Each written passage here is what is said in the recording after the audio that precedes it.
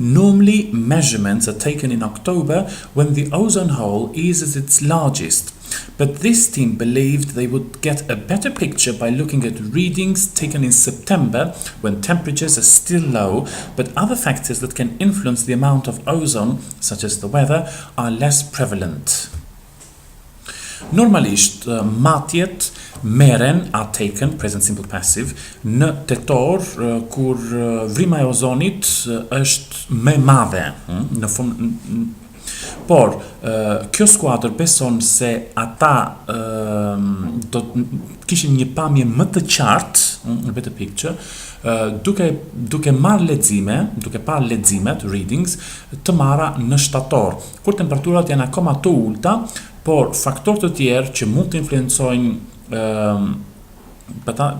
influencojnë sasinë e ozonit, të tilla si moti, janë më pak mbizotruese, pra më pak dominuese ose të përhapura, është prevalent. Even though we've phased out the production of CFCs in all countries, including India and China, around the year 2000, there's still a lot of chlorine left in the atmosphere, Professor Solomon told the BBC World Service Science in Action programme. Edhe pse, even though, ne I kemi hequr pak nga pak, në momentin që keni phase out, është reduktoj pak nga pak, ul pak nga pak. Prodhimin e gazave CFC në të gjitha vendet, duke përfshirë dhe Indinë dhe Kinën rreth vitit 2000, ka akoma shumë klorin të mbetur në atmosferë. Tha për BBC World Service, shërbimi botror të BBC-s, profesor Solomoni, për programin e botror të BBC-s, shkencës dhe aksionit, emri programit Science in Action. Shkenca në aksion.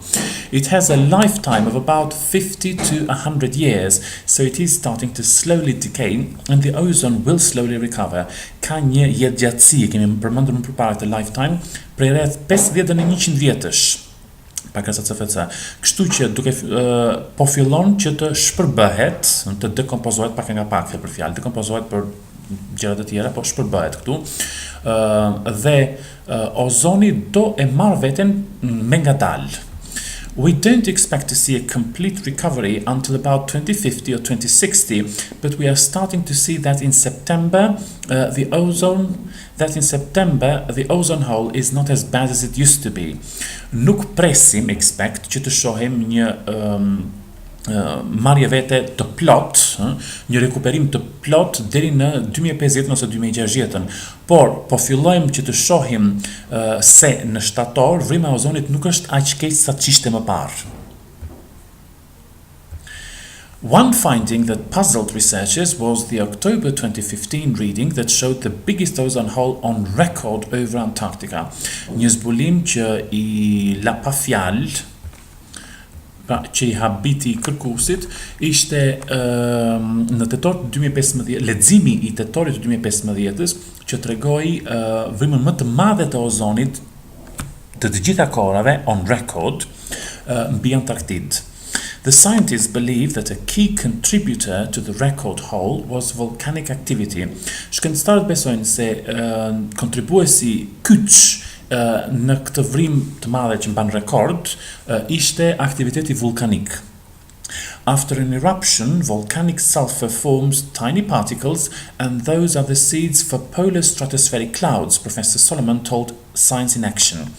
Pas shpërthimit, sulfuri vulkanik formon grimca shumë të vogla, tiny, dhe ato janë farat e rreve, do thënë thelbi le të themi, po farat është për fjalë, e rreve polare stratosferike.